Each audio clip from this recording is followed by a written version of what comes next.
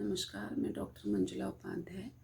आज विश्व पृथ्वी दिवस 22 अप्रैल की आपको हार्दिक शुभकामनाएं। और हम कुछ मुद्दों पर चर्चा करना चाहेंगे, आपका ध्यान आकर्षित करना चाहेंगे। पिछले साल भी यही कोरोना काल का समय था और इस पर हमने कुछ चर्चाएं की थी। कुछ हमारे जो थिंकर्स हैं उनकी क्या सोच है हमारी पृथ्वी को संरक्षित करने की, प्रोटेक्ट करने की, इस सब पर हमने बातें की थी। आज एक साल बाद हम फिर उससे भी विकट संकट में कोरोना काल के फंसे हुए नज़र आ रहे हैं। पिछले साल लॉकडाउन था पर हमारे अंदर उतना भय नहीं था, बस एक संशय की स्थिति बनी हुई थी। पर आज के समय में जो है चारों तरफ बहुत ही अजीब सा डिप्रेसिंग सा माहौल है कि बहुत मृत्यु हो रही, बहुत जानने वाले लोग, हर घर में किसी को लोग संक्रमित हैं और कोई ना कोई जानने वाला रोज़ इस दुनिया से अलविदा कह रहा है। इतने गमगीन समय में बहुत इच्छा तो नहीं थी कि कोई वीडियो बनाने की, पर फिर भी कुछ इसी से कोरिलेट करते हुए मुद्दे हैं जिन पर परिचर्चा बहुत आवश्यक है।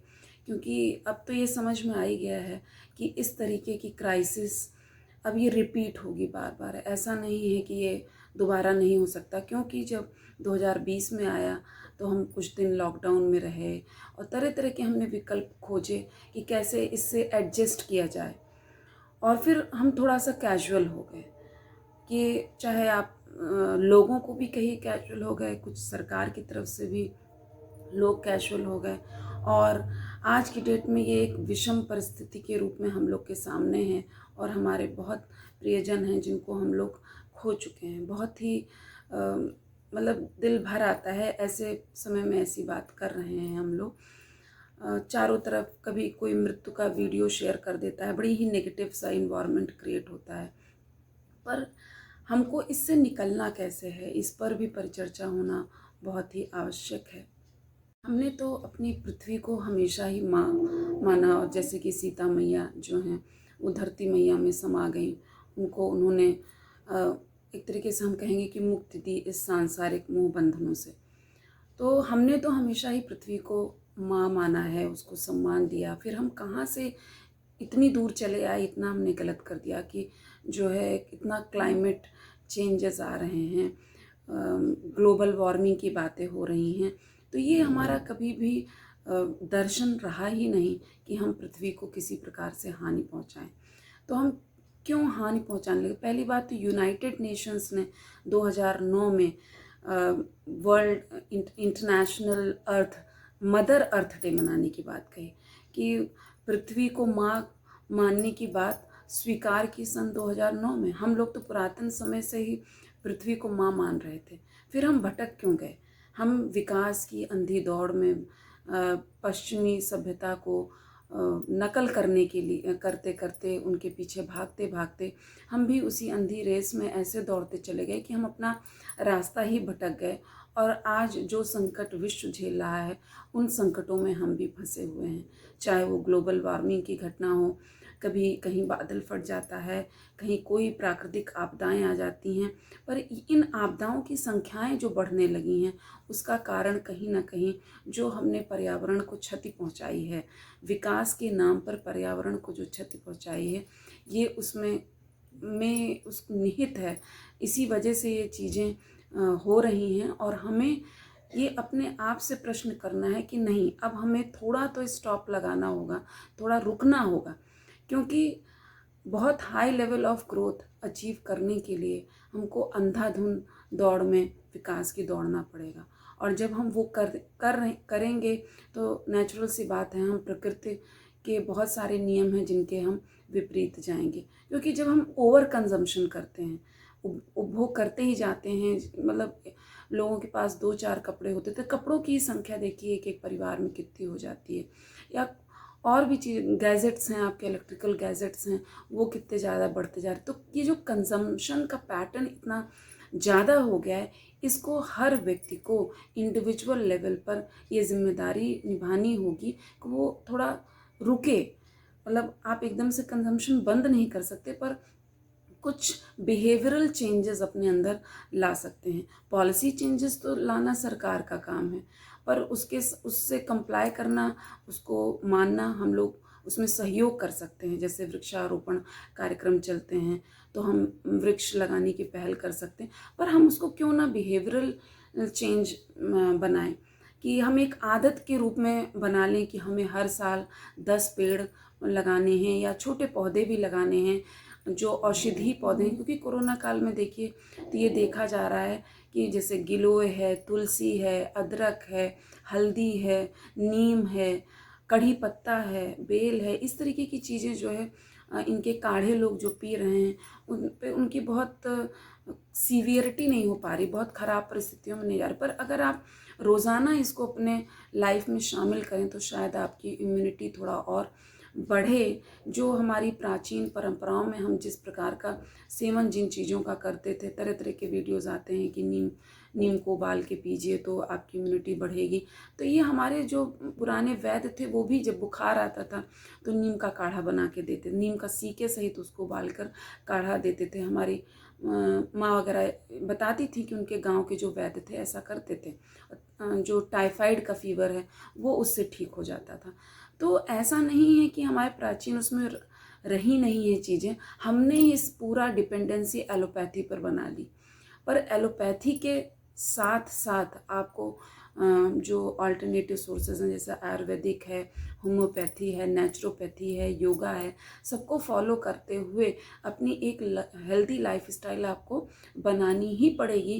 क्योंकि ये जो आज कोरोना महामारी है जिस तरीके से ये रिवर्ट बैक हुई है, फिर अभी बात हो रही कि ये दूसरी लहर है, तीसरा जो भी वो भी कोई स्ट्रेन इसका आ सकता है।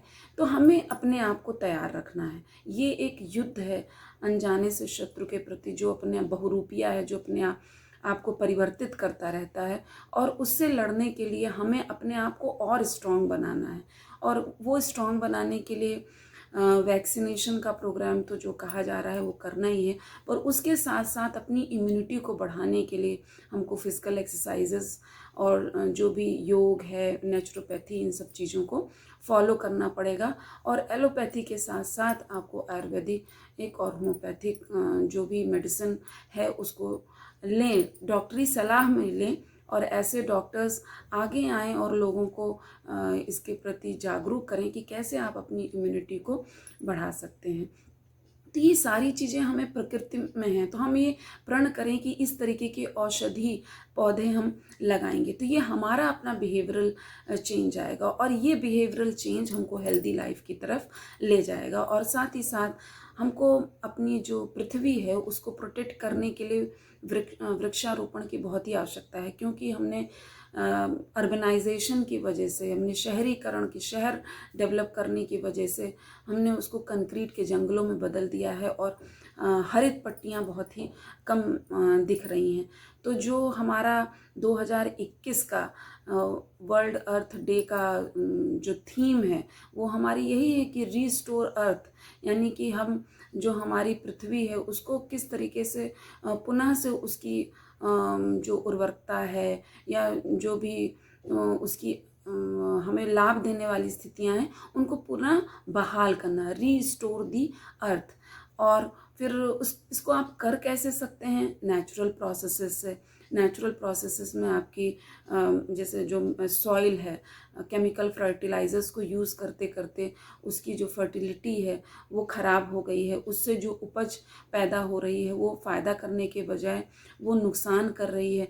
तो इसकी प्रोडक्टिविटी को इंक्रीज़ करने के साथ साथ हमें उसकी क्वालिटी को कैसे बनाना है, कैसे नेचुरल प्रोसेसेस को फॉलो करते हुए ये चीज़ करनी है, ये देखना होगा कि अपने बिहेवियर में ही नेचुरल प्रोसेसेस को फॉलो करना हम सीखें। तो ऑर्गेनिक फार्मिंग पर हमको बल देना होगा। साथ ही साथ जो इनोवेटिव मेथड्स हैं, नई तकनीकें हैं, हमें ऐसी विकसित करनी पड़ेंगी जो कि पर्यावरण को संरक्षित करें। कि बैलेंस बनाना है कि अगर आप विकास के लिए कुछ आप चीज़ें अपना रहे हैं तो उसके साथ साथ आपको एक कोई इनोवेटिव ऐसे मेथड्स भी तलाशने होंगे कि आपको अल्टरनेटिव सोर्सेज ढूंढने पड़ेंगे। जैसे रिन्यूएबल एनर्जी के सोर्सेज ढूंढने हैं आपको। आप सोलर एनर्जी को यूज़ कर सकते हैं, विंड एनर्जी को यूज़ कर रहे हैं, हाइडल एनर्जी को आप यूज़ कर रहे हैं। तो इस प्रकार की अल्टरनेटिव रिसोर्सेज ऊर्जा के लिए भी आप जनरेट कर सकते हैं, जिससे कम से कम पेड़ पौधे काटे जाएं। तो जो फ्यूल के लिए ईंधन, मतलब ईंधन के लिए जो हम पेड़ों की कटाई करते हैं वो ना करें, और लकड़ी के जो अल्टरनेटिव्स ढूंढे जा सकते हैं वो ढूंढने की कोशिश करें, और साथ ही साथ ज़्यादा से ज़्यादा पेड़ लगाएं। सबको प्रेरित करें कि पेड़ लगाएं। अब वो पेड़ खाली कागज़ों में, सरकारी स्कीम्स में ही नहीं दिखने चाहिए। हर व्यक्ति, ये किसी एक की जिम्मेदारी नहीं है, ये खाली सरकार की जिम्मेदारी नहीं है, ये खाली एनजीओज की जिम्मेदारी नहीं है, ये सिर्फ पढ़े लिखे लोगों की जिम्मेदारी नहीं, ये जो पढ़े लिखे हैं, जो पढ़े लिखे नहीं हैं, ये हर प्रकार के सभी लोगों की जिम्मेदारी है। As a citizen of India, as a being और लिविंग बीइंग ऑफ अर्थ, हमको ये चीज़ को अपने बिहेवियर में लाना है कि हम किस प्रकार से अपनी धरती को प्रोटेक्ट कर सकते हैं। हमें अपनी ऊर्जा को संरक्षित करना है, हमको जल को बचाना है, साथ ही साथ हमें पेड़ पौधे लगाने हैं। आप देखते होंगे बहुत सारे सोशल मीडियाज़ पे वीडियोज़ हैं, बहुत सारी परिचर्चाएँ होती हैं कि लोग अपनी टेरेस पे ही पूरी उन्होंने ऑर्गेनिक फार्मिंग टाइप की कर रखी है। तो इस तरीके के अपना जो भी आपका छोटा सा एरिया हो, उसमें पेड़ पौधे, ज़्यादा से ज़्यादा पेड़ पौधे लगाएं, और ऐसे प्लांट्स जो हमें ऑक्सीजन ज़्यादा देते हैं उस तरीके के प्लांट्स लगाए जाएं। मेरी सलाह है कि जैसे जो पेड़ों के, जो आपकी सड़कों के किनारे पेड़ लगाए जाते हैं, तो उसमें जैसे कहा जाता है कि पीपल है बहुत ऑक्सीजन देता है, तो ऐसे पेड़ों को प्रायोरिटी देनी चाहिए हमको। और जो फलदार वृक्ष हैं वो भी लगाए जाने चाहिए ज़्यादा से ज़्यादा। फूल और मतलब जो भी हमारे पर्यावरण को शुद्ध करते हैं, ऐसे भी बहुत सारे पेड़ पौधे हैं, उनको लगाने की कोशिश हमको करनी चाहिए। तो सिर्फ ये सरकारी आंकड़े ना रह जाएं, इसमें हम जन भागीदारी हो, हम सभी की भागीदारी हो, और हम उससे कनेक्ट कर पाएँ कि ये पेड़ मैंने लगाया और ये आज की डेट में इतना बड़ा हो गया। तो ये संरक्षण की बात हुई। तो पहली बात तो वृक्षारोपण, फिर पानी को हमको कैसे बचाना है, तीसरी चीज़ हमें अपने उपभोग पे कंट्रोल करना है। किस प्रकार से जो कंजम्पशन है उसको पैटर्न, फैशन इंडस्ट्री जो है वो कंजम्पशन को बहुत ज़्यादा बढ़ावा देती है।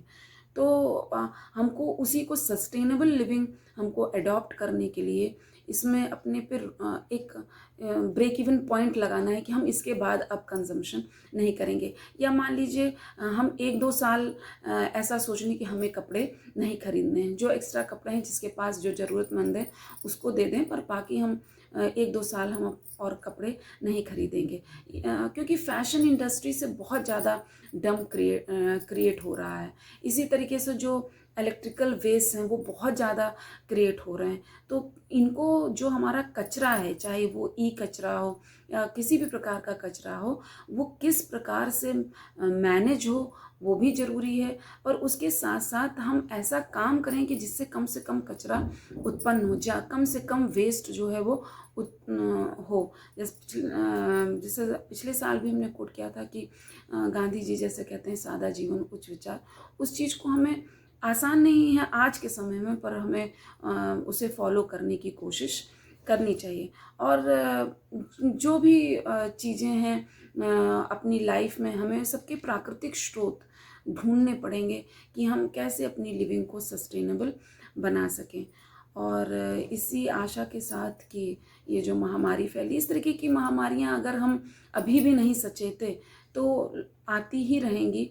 और क्योंकि अगर हम इसको एक दैवी प्रकोप की तरह लें तो ईश्वर भी शायद हमारी ऐसी क्रियाएं हो गई कि उससे नाराज़ है, और हम इस तरीके की समस्याओं को झेल रहे हैं कि आज ऑक्सीजन के लिए लोग तड़प रहे हैं। वो बात अलग है कि वो मेडिकल ऑक्सीजन थोड़ा अलग होती है और नेचुरल ऑक्सीजन अलग है।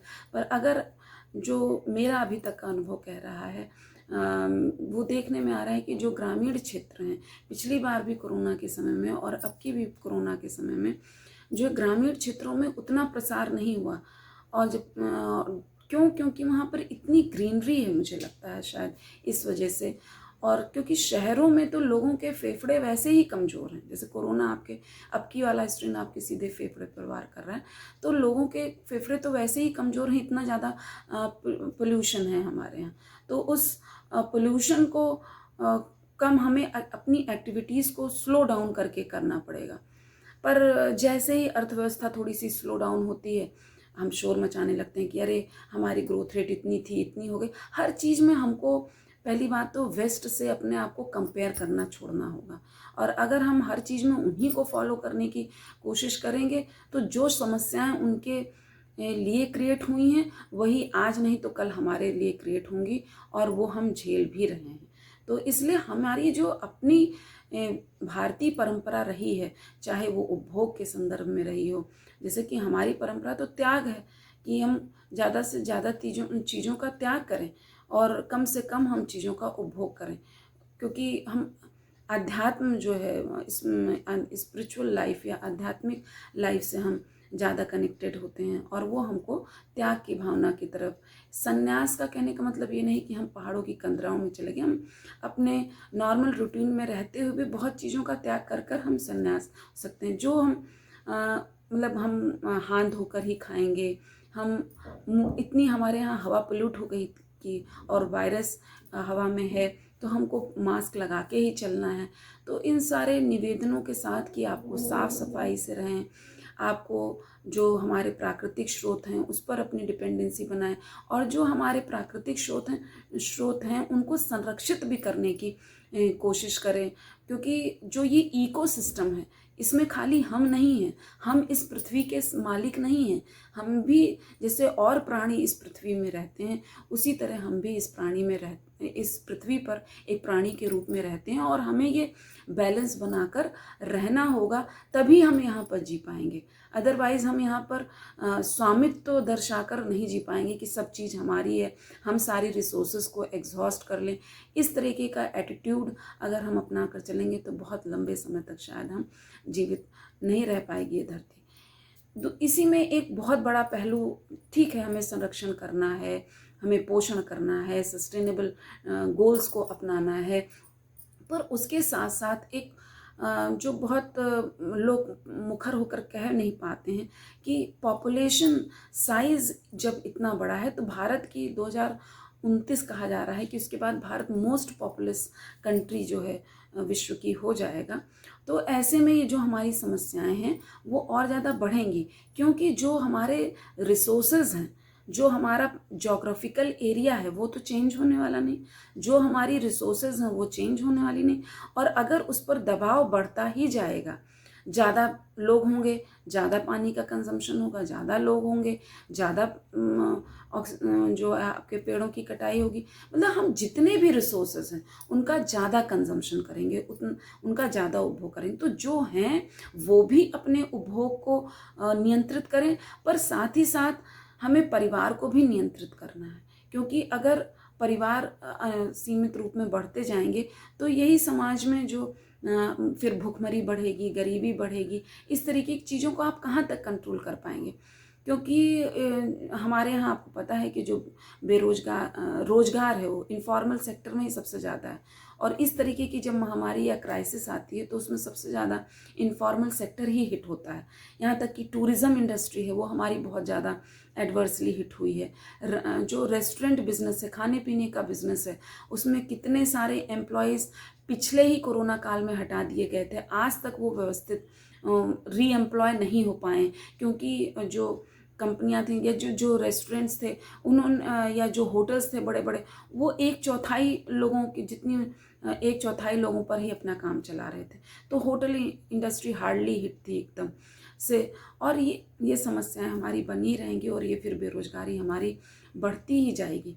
तो अगर लोग बढ़ते जाएंगे तो उतना ही रोजगार चाहिए, तो रोजगार सृजन करने की भी अपनी एक सीमाएं हैं। इसीलिए ये बात आ रही है कि स्वरोजगार करें, में हम आत्मनिर्भर बने, छोटी छोटी कॉटेज विलेज इंडस्ट्रीज़ को प्रमोट करें। आप 10,000 की किसी के यहाँ नौकरी करने से अच्छा है कि आप अपना छोटा सा कोई व्यवसाय खोलें, जिससे कि आप कोई नई चीज़ क्रिएट करें, कुछ ना कुछ इनोवेटिव करें। ऐसा नहीं कि कुछ नया इनोवेट करने के लिए बहुत पढ़े लिखे लोग ही होना ज़रूरी। हाँ, पढ़ाई लिखाई ज़रूर मतलब आपको और परिष्कृत रूप में इनोवेशंस को दे सकती है, पर आप जो काम करते हैं उसमें भी इनोवेशंस कर सकते हैं, because practice makes man perfect.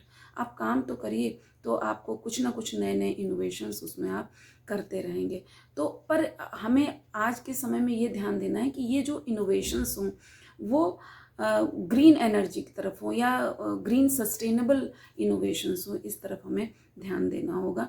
और पॉपुलेशन कंट्रोल को मुझे मालूम है कि मैं ये जो बोल रही हूँ वीडियो, ये शायद बहुत लोग नहीं भी देख रहे होंगे, या जो लोग देख रहे हैं देखेंगे उनके लिए इसका कोई मतलब वो तो ऐसे अपने फैमिली का साइज़ कंट्रोल करके रखते ही हैं, और जो नहीं देख रहे हैं उनको ये बात समझाने की ज़रूरत है कि आपको लगता है कि आपके 2 बच्चे से आप 4 बच्चे, 5 बच्चे, 10 बच्चे कर ले रहे हैं, पर वो आप जो पूरी पृथ्वी, पहले तो पूरे देश को अपना मानिए, फिर उसके बाद पूरी पृथ्वी को अपना मानिए कि उसके लिए आप समस्याएं क्रिएट करेंगे। क्योंकि हम अपने संसाधनों को मतलब जितने हैं उनको कैसे इकोनॉमिकली या एफिशिएंटली यूज़ करें।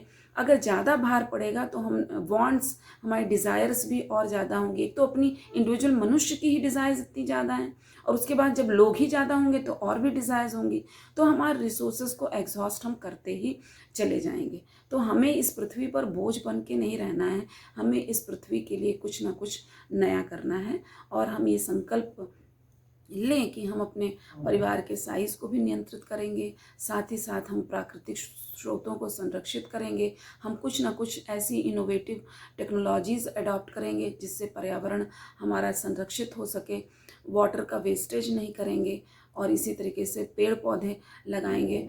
और मुझे लगता है अर्थ डे सेलिब्रेट यही हम सेलिब्रेट करने के लिए यही एक संकल्प या प्रतिज्ञा ले सकते हैं अपने आप से।